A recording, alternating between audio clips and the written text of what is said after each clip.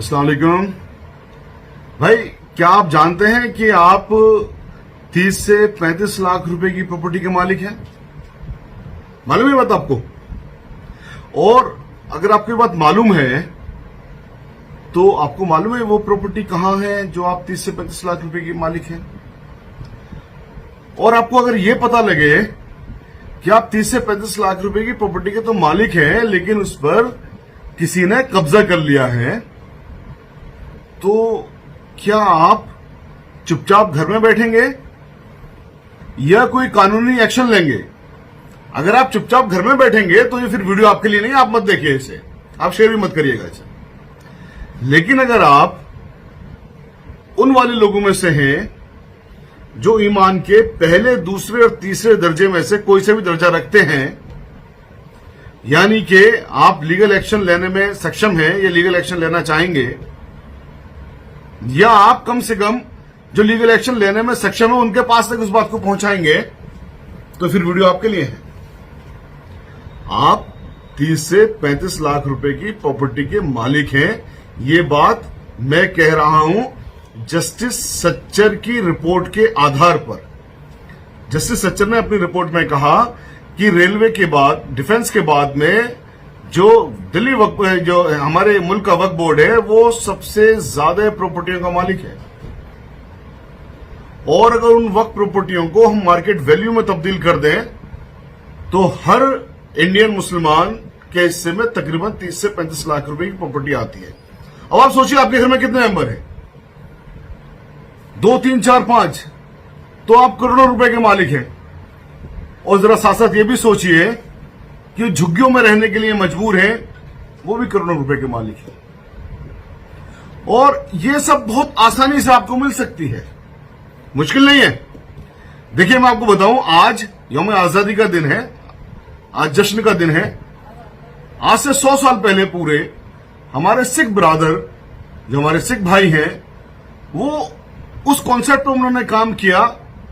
दरअसल होता क्या है, हमारे जो वक्फ प्रॉपर्टियां हैं ना, उसके जो मेंबर्स हैं, उसके जो चेयरमैन है, उनको सरकारें चुनती हैं।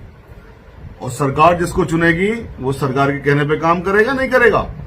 जब वो सरकार के कहने पे काम करेगा तो नतीजा क्या होगा? यानी कि जो पॉलिसी सरकार को सूट करेगी वो उस पॉलिसी पे काम करेगा, चाहे फिर प्रॉपर्टियां बिक जाएं, प्रॉपर्टियां कब्जा हो जाएं, चाहे वो रिलायंस का मालिक उस पर अपना महल बनाए, कोई मतलब ही नहीं है, क्योंकि सरकार ने जिसको अपॉइंट करना है वो सरकार का चमचा है, इसमें कोई शक की बात नहीं है। सरदारों की प्रॉपर्टियां भी ऐसे ही लूट रही थी 1920 से पहले। उनके बोर्ड को भी, उनकी जो गुरुद्वारों की प्रॉपर्टी है, उनकी जो श्राइन प्रॉपर्टी है, उनको मैनेज करने के लिए भी सरकार ही अपॉइंट करती थी लोगों को। सरदारों ने आंदोलन चलाया 1920 में, 5 साल आंदोलन चलाया, 1925 में वो लोग कामयाब हुए। तो ब्रिटिश सरकार झुकी और ब्रिटिश सरकार ने कहा कि भैया हम अपॉइंट नहीं करेंगे आपके लोगों को, अब जो आपकी डिमांड है वो आप खुद ही अपॉइंट करिए। तो उनको दे दिया election.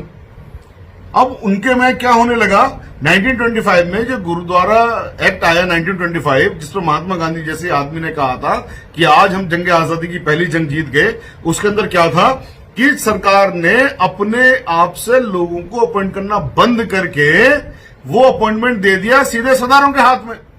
Ward level, block level, city level, district level, state level, national level, सारे लेवल पर उनके इलेक्शन होने लगे। उनके लोग उस इलेक्शन में पार्टिसिपेट करने लगे। उनके लोग उन लोगों को इलेक्शन जिताने लगे जो उनकी प्रॉपर्टियों की हिफाजत कर सकें, जो उनकी प्रॉपर्टियों से कुछ कमा के सरदारों का कुछ भला कर सकें। कर्जाए हंसना हमारा कॉन्सेप्ट है ना, मगर देखो उन लोगों ने उसको अप्लाई किया, क्योंकि उन लोगों ने अपनी वक्त प्रॉपर्टियों को, अपनी जो गुरुद्वारों की प्रॉपर्टी उनको मैनेज कर लिया उस इलेक्शन के जरिए। तो भाई आप कब जागेंगे? 100 साल से ज्यादा का वक्त हो गया। पूरे 100 साल इस डिमांड को सरदार 100 साल पहले जाग गए, उन्होंने डिमांड की, 5 साल में वो कामयाब हो गए। हम 100 साल बाद डिमांड भी नहीं कर रहे।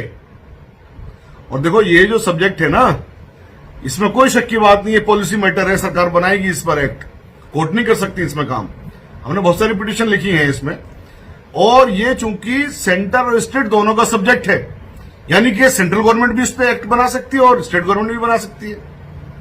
तो आप अपने अपने शहरों में, अपने अपने स्टेट में मांग करिए ना अपनी अपनी सरकारों से कि भैया सरदारों को तो जो चीज मिल गई 1925 में, उसकी हम डिमांड चलिए अब कर रहे हैं, हमें भी दे दीजिए वही चीज, क्यों अनोखी चीज तो नहीं मांग रहे।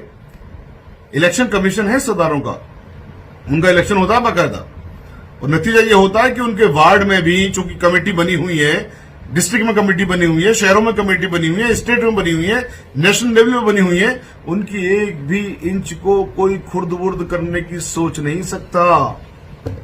आपकी कमेटियां नहीं बनी हुई है, आपके बोर्ड में जिम्मेदार जो बैठे हैं वो सरकार के लोग बैठे हैं, और फिर सरकार इनको खुर्द बुर्द करवाती है। इलेक्शन लड़ने को तो पैसा चाहिए ना, तो ये पैसे, ये प्रॉपर्टियां आपकी हैं।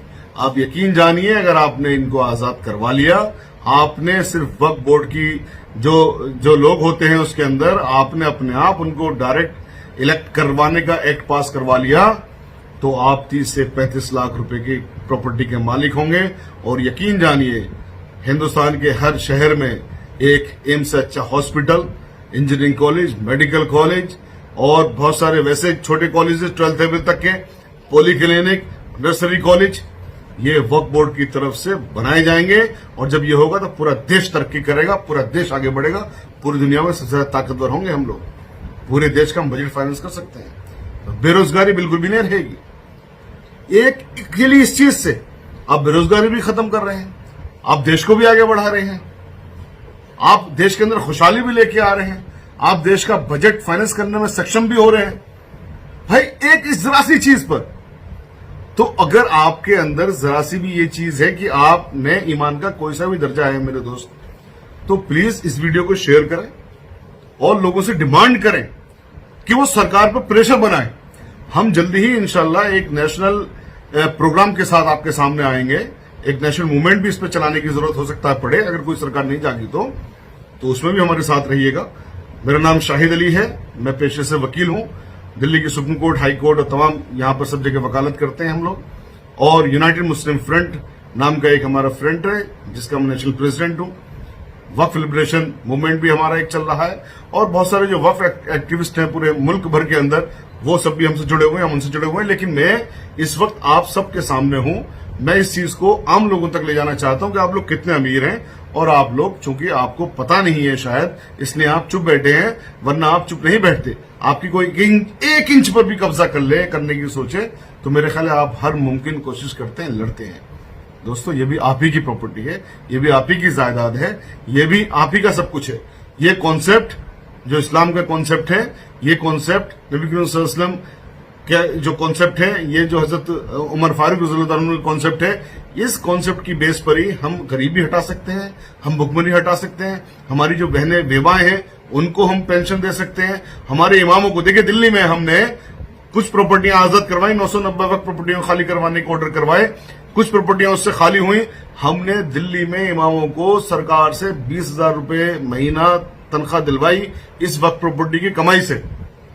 अब सोचिए अगर सारी खाली हो जाए तो कितनी कमाई होगी, सब पूरा इंसाफ होगा, और इसमें आपके आड़े कुछ भी नहीं है।